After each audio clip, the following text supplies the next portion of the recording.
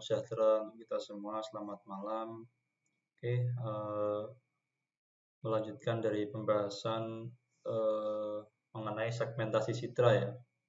Atau kemarin bagaimana pada intinya citra itu pada umumnya terdiri dari objek dan background, dan bagaimana kita memisahkan objek dengan background tersebut, karena dalam kasus tertentu mungkin kita hanya butuh objek saja untuk diidentifikasi atau untuk dikenali polanya. Nah, salah satu caranya itu adalah menggunakan segmentasi citra, atau citra itu di segmen-segmen. Ya, misalkan pada citra seperti ini ya, memisahkan antara danau dengan daratan, dan kemudian di pinggiran daratan ini. Atau contoh lain kita bisa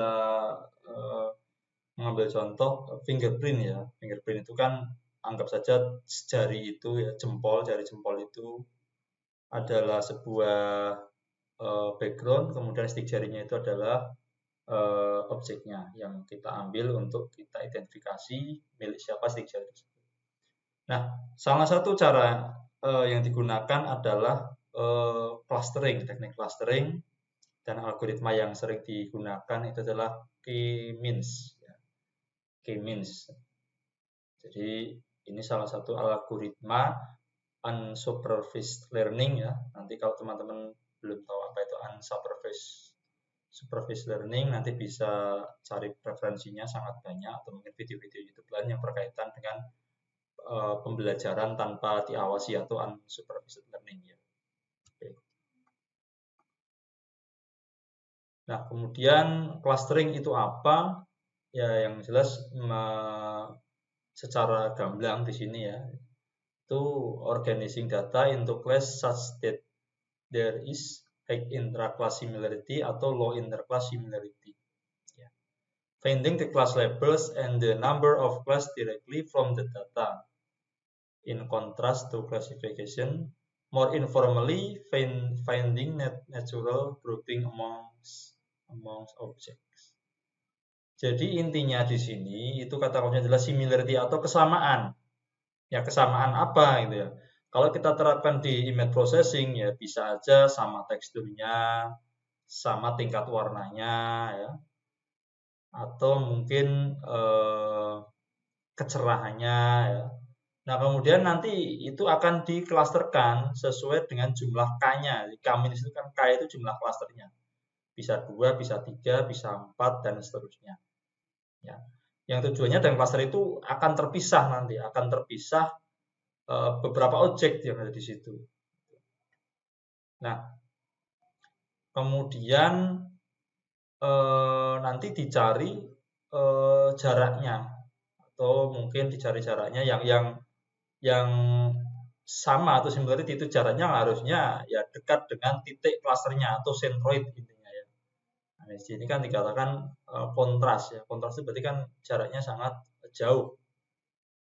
Maksudnya jarak antara klaster satu dengan klaster yang lain jauh. Misalkan ada dua klaster ya, klaster A dan klaster B. Nah, itu berarti jarak jumlah klaster A itu dengan klaster B itu harus jauh, terpisah dengan jauh. Nah, kemudian di sini ada sebuah gambar ini, keluarga Simpson ya. Mungkin kita bisa mengelompokkan di sini ya. Kita sudah mungkin bisa mengelompokkan, mungkin berdasarkan bentuk kepala ya. Kepalanya Simpson dengan adiknya ini hampir sama. Ini mungkin bisa saja jadi satu klaster ya.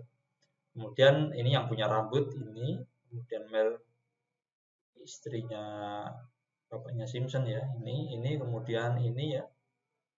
Kemudian ini ya, yang punya rambut nanti juga punya kelompok sendiri ini, dan begitu.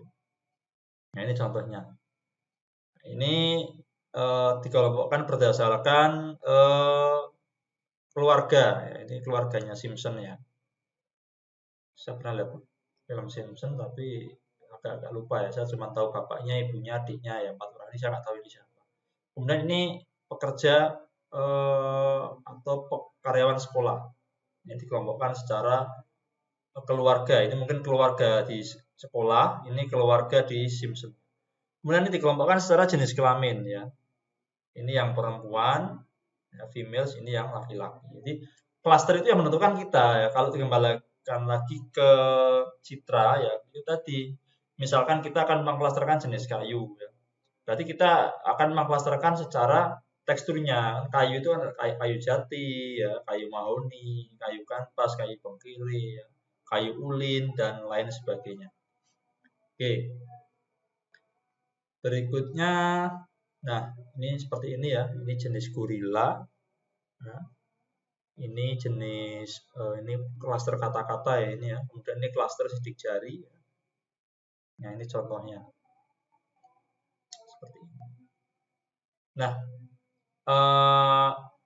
kita tentukan dulu data poinnya, ada X, ada nanti kalau satu dimensi ya cuma X ada, kalau dua dimensi berarti X dan Y. Kalau nanti kita berhubungan dengan citra berarti ada dua, X dan Y. Kemudian di set klasternya jumlahnya berapa, dari C1, C2 sampai CK, terserah klasternya itu. Nah kemudian dicari rata-rata jarak tiap klasternya. Ya. Nah nanti jarak tiap klaster itu akan menghasilkan error. Ya tentunya kita mencari jarak yang terdekat dengan titik tengahnya. Gitu. Kita mencari jarak yang terdekat dengan titik atau sentroidnya. Nah nanti kalau semuanya sudah terklaster dengan baik, berarti di titik-titik sentroid itu memiliki beberapa anggota yang sudah sesuai dengan jaraknya ini ya. Itu berarti akan berhenti.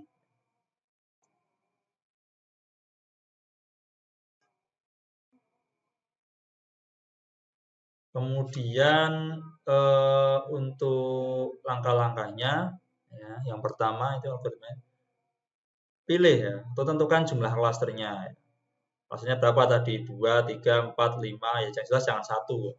Karena klaster itu kan lebih dari 1 harusnya, karena dikelompokkan hanya 1 ya, berarti bukan dikelompokkan. Ya. Pilih jumlah klasternya. Kemudian pilih titik random titiknya, sentroidnya. Ini terserah ya, random itu ya terserah mau dipilih sendiri atau dipilihkan komputer ya monggo ya. Jadi silakan dipilih. Kemudian hitung ya jarak yang terdekat dengan sentroidnya atau titik tengah dari tiap klaster tadi. Ya. Nah setelah dihitung nanti kita tentunya akan mendapatkan sentroid baru. Sentroidnya yang tadi kita tentukan di awal ini, di nomor 2 ini, dia akan menggeser gitu. Dia akan menggeser ya tentunya di tengah-tengah klaster yang sudah ditentukan gitu. Kemudian setelah itu kalau masih pergeserannya itu masih belum memenuhi syarat atau konvergen atau dalam artian belum tengah-tengah banget nih, nah dia akan muter lagi, iterasinya itu membalik ke nomor 2 lagi gitu. Balik ke nomor 2 lagi, kemudian terus ke 5 sampai 2, 3, 4, 5. Nah selanjutnya setelah itu, setelah titik tengah atau sentroid itu tidak berpindah-pindah ya dia akan berhenti until the convergence criteria is met. Jadi sudah memenuhi, dia akan menghentikan. Nah ini kita ada contoh data, ada 1, 2, 3, 4, 5, 6, 7, 8, 9, 10, 11, 12, 13, 14, 15, 16, 17, 18. Ada 18 data, ya ini anggap aja ini X-nya, yang sini X, yang sini adalah Y-nya ya, vertikalnya adalah Y-nya ini. Nah kalau kita lihat secara gamblang saja ini sudah bisa dilihat bahwa data ini itu bagusnya ya dikelompokkan menjadi 3 klaster. Berarti K-nya 3 ya. Kita sudah menentukan K-nya, kemudian kita tentukan titiknya. Titik awalnya di sini 1, 2, 3 ya, titik awal atau sentroidnya. Sentroid awalnya ada di sini, sini dan sini. Ini tidak harus ya. Kalau teman-teman mau di sini, titiknya di sini ya silakan, titiknya sentroid di sini ya silakan. Atau ini ya silakan. Misalkan 1 di sini, 2 di sini, 3 di sini, atau 1 di sini, 2 di sini, 3 di sini, terserah. Nanti dia akan geser-geser sendiri sampai sesuai pergeserannya, nggak bergeser lagi gitu atau konvergen tadi. Nah, kita jalankan coba. Nah dia akan geser. Karena kan tadi dihitung nomor 2, 3, 4 tadi langkah 2, 3, 4 itu menghitung jarak antara tiap anggota ini dengan sentroidnya gitu. Nanti sentroidnya itu akan lama-lama akan bergerak sendiri. Nah, ini akan ke titik ini dengan titik ini. Ya. Data itu nggak bergerak, ya. Yang bergerak itu titik tengahnya, karena dia adalah berfungsi sebagai titik cluster, ya, atau sentroid tadi itu, center ya, makanya disebut dengan sentroid. Nah ini kalau kita lihat di running iterasi pertama itu masih bisa geser, iterasi kedua geser, iterasi ketiga sudah tidak geser. Berarti kalau antara iterasi pertama dengan antara iterasi ketiga dan kedua tadi tidak bergeser, berarti itu kemungkinan sudah konvergen. Sudah konvergen. Tadi kalau dikurangi ya sum atau SSE-nya ya sum square error-nya itu nilainya 0 karena nggak ada pergeseran lagi. Nah, mungkin lebih jelasnya seperti ini. Kalau ini ada 4 sentroid ya. Ini kita bisa lihat di sini ini ada 4, 1, 2, 3, 4. Dia akan geser sendiri. Nah, itu. Dia akan menggeser sendiri. Dia akan menggeser sendiri ya. Dia akan menggeser sendiri terus sampai nanti akan terjadi konvergen. Nah, jadi seperti itu ya. Ini ya ini apa ya? Ini penjelasan secara mentah saja ya, mungkin secara umum ya.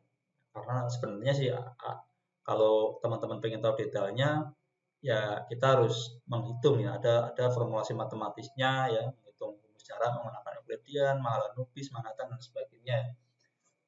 Itu bisa teman-teman coba nanti ya. Karena ada beberapa referensi juga yang bisa menjelaskan. Tapi dengan visualisasi ini saya kira sudah apa ya?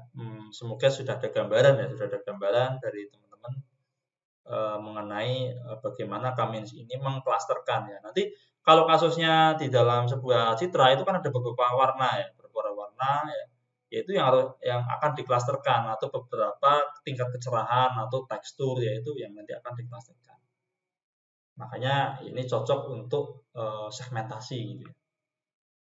Oke, penjelasan mengenai Kamins mungkin cukup sampai sekian. Nanti insya Allah nanti akan dilanjutkan menggunakan praktek yang menggunakan Python. Bagaimana Kamins ini bekerja untuk mensegmentasikan sebuah citra, memisahkan tadi. Sekali lagi mohon maaf apabila ada salah kata. Semoga bermanfaat. Selamat malam, salam sejahtera. Assalamualaikum warahmatullahi wabarakatuh.